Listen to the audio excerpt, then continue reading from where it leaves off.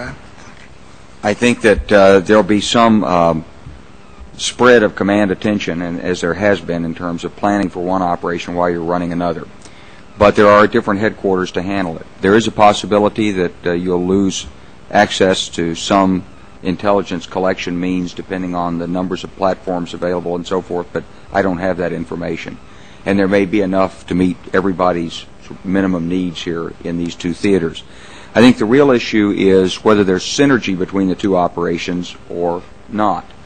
And there are arguments to be made on both sides. There are those who say that if we go in to Iraq, it will send a very strong message to those nations that are playing both sides.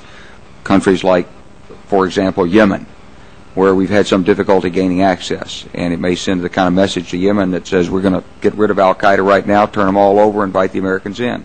On the other hand, if we go in unilaterally or without the full weight of the international organizations behind us, if we go in with a very sparse number of allies, if we go in without an effective information operation that takes us through the and explains the motives and purposes and very clear aims and the ability to deal with the humanitarian and post-conflict situation, we're liable to supercharge recruiting for al-Qaeda.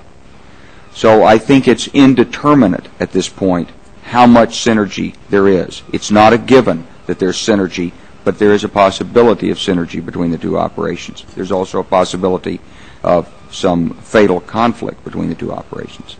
General Hall?